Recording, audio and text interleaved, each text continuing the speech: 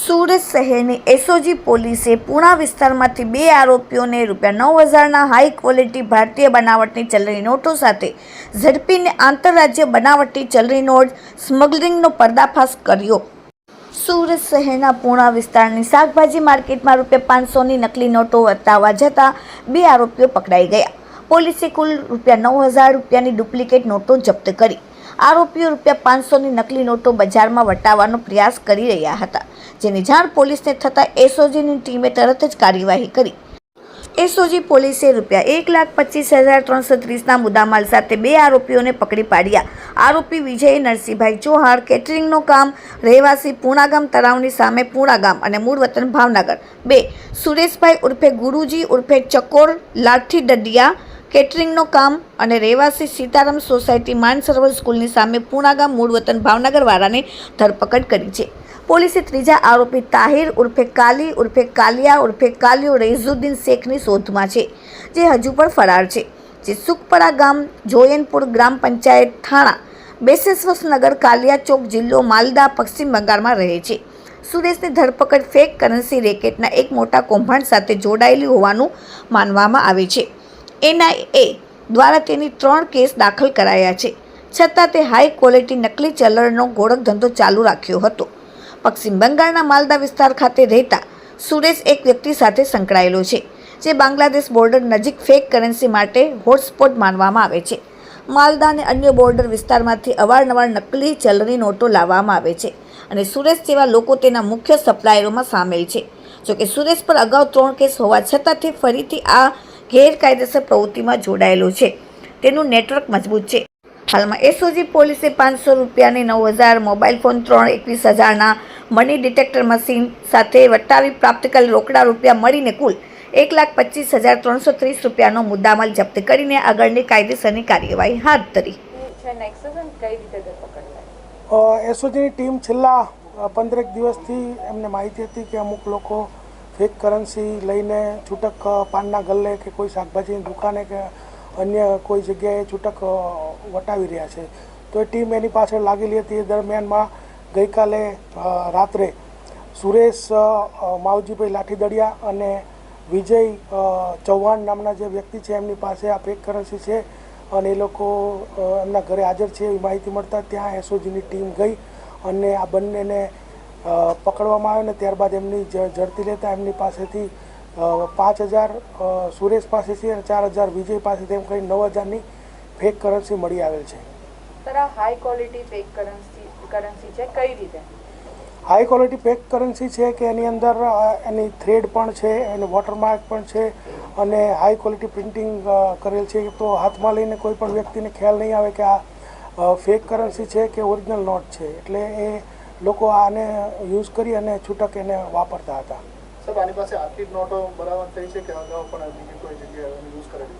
માહિતી એને પૂછપરછ કરતાં એવું જાણવા મળ્યું છે કે 2 લાખ રૂપિયા આપી અને એ જે પશ્ચિમ બંગાળનું માલદા છે તેથી તાહિર શેખ નામના વ્યક્તિ પાસેથી આ 6 લાખ રૂપિયા લાવેલો, એટલે કે 2 લાખ આપીને 6 લાખ એટલે 1 લાખ આપીને 3 લાખ, એટલે એકના બદલામાં 3 નોટ લાવેલો અને ત્યારબાદ એણે 1 લાખ રૂપિયા અહીંયા છૂટક રીતે વટાવેલા પણ છે ને એ પણ અમે 1,03,000 રૂપિયા કબજે કરેલ છે ઓરિજિનલ નોટ। સુરેશનો ગુનાહિત ઇતિહાસ પણ છે, એનઆઈએમાં પણ ફરિયાદ દાખલ થઈ। સુરેશનો જે ગુનાહિત ઇતિહાસ એવો છે કે સુરત વિઝમાં ટોટલ 7 ગુના દાખલ થયેલા છે, એમાં એનઆઈએમાં 3 દાખલ થયેલા છે। તે ઉપરાંત જૂનાગઢમાં, વરાછામાં અને આપણે ક્રાઇમ બ્રાન્ચ ડીસીપીએ પણ એક ગુનો દાખલ કરેલો છે। પ્રારંભિક જે માહિતી અમારી પાસે છે એ મુજબ આ 15 વર્ષથી આ બિઝનેસ કરે છે। સર, એમાં બાંગ્લાદેશ કનેક્શન પણ સામે આવી શકે છે? અત્યારે જે અમને માહિતી મળી છે પશ્ચિમ બંગાળનું એકદમ બાંગ્લાદેશ અને પશ્ચિમ બંગાળનું બોર્ડરનું આ માલદા ગામ છે અને ત્યાંથી આ તાહિર શેખ પાસેથી આ લોકો લાવીને અહીંયા આ છૂટક વેચાણ કરતા હતા। તો એ જ્યારે તાહિર શેખને આપણે એરેસ્ટ કરીશું ત્યારબાદ જો બાંગ્લાદેશથી આ નોટ આવતી હોય કે પછી એ પોતે બનાવતો હોય કે શું હશે, એ અમારી ટીમ ત્યાં જશે, એનું વોચ રાખશે, ઇન્વેસ્ટિગેશન કરશે, એને પકડશે અને એ સમગ્ર મામલો બહાર આવશે। સર, એનઆઈએમાં શું ફરિયાદ આ સુરેશ વિશે દાખલ થઈ?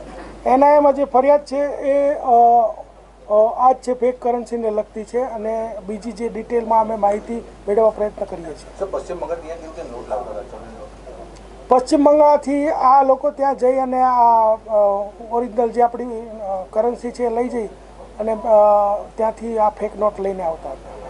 કેટલું ગંભીર કહી શકાય, કારણ કે માર્કેટમાં આ પ્રકારને વેચવું અને ફેલાવવું ખૂબ જ ગંભીર એટલા માટે કહી શકાય કે આવી જો સતત ચલણી નોટો માર્કેટમાં ફેક કરન્સી જો ફરતી રહે તો જે આપણું અર્થતંત્ર છે એમાં જે નોટ્સ ગણતરીમાં બહાર પાડવામાં આવેલી હોય તો આવી વધારાની જે નોટો બજારમાં આવે તો એના કારણે અર્થતંત્ર ઉપર ચોક્કસ ખરાબ અસરો પડી શકે છે. સર, એક મશીન પણ મળી આવ્યું છે, કઈ રીતે મંગાવવામાં આવ્યું હતું અને કઈ રીતે આ મશીન કામ કરે છે? મશીન જે છે એ કરન્સી ડિટેક્ટ કરવા માટે છે કે ભાઈ આ કરન્સી ફેક છે કે ઓરિજિનલ છે, એના માટેનું મશીન છે અને એમેઝોનમાંથી મંગાવવામાં આવેલું હતું એ પ્રારંભિક વિગત અમને જાણવા મળે છે.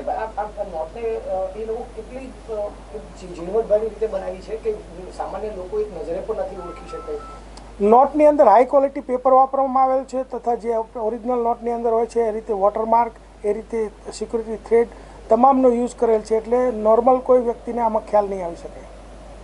સર, એનઆઈએ પણ આ અંગે જાણ કરવામાં આવશે? આ અંગે એના જૂના ગુના દાખલ છે એટલે એની ફરિયાદો પણ મેળવવામાં આવશે અને ત્યારબાદ એનો સંપર્ક પણ કરીને જાણ કરવામાં આવશે. અત્યારે જે પ્રારંભિક માહિતી છે એ મુજબ અત્યારે અમને એવી ખ્યાલ છે કે આ લોકો 6 લાખ રૂપિયા લઈને આવેલા, 2 લાખ રૂપિયા આપીને, અને એને છૂટક અહીંયા વટાવેલ છે. સુરતનો અત્યારે કોઈ આરોપી નથી, પરંતુ આણે જે માની લો કે જે 6 લાખ રૂપિયા લાવ્યા હતા અને જેને ડિલિવરી આપી હશે અથવા કોઈ છૂટક જો વટાયા હશે તો અલગ મુદ્દો છે, પરંતુ કોઈને બલ્કમાં કોઈને 50,000 કે 25,000 એવી કોઈ ડિલિવરી આપી હશે ને એવા જે નામ ખુલશે તો એના ઉપર પણ ચોક્કસથી કાર્યવાહી થશે. સર, ડિલિવરી આખા દેશભરમાં કરવામાં આવતી હતી? અત્યાર સુધીમાં એવું કંઈ જાણવા નથી મળ્યું કે આખા દેશમાં ડિલિવરી કરવામાં આવતી. માત્ર સુરતમાં જ આ લોકો ટાર્ગેટ કરતા? સુરત અને આજુબાજુના જે વિસ્તારો છે એમાં. આરોપીઓ ભૂતકાળમાં શું કામ કરતા હતા? આરોપીઓનો અત્યારે જે છે કેટરિંગનો વ્યવસાય કરે છે એવું જાણવા મળ્યું છે. બાકી આ જે સુરેશ લાઠીદડિયા છે એ ભૂતકાળમાં પણ આ ફેક કરન્સીમાં પકડાયેલ છે, એટલે આ જ કામ કરતો હતો. 7 વખત કેટલા વખત જેલ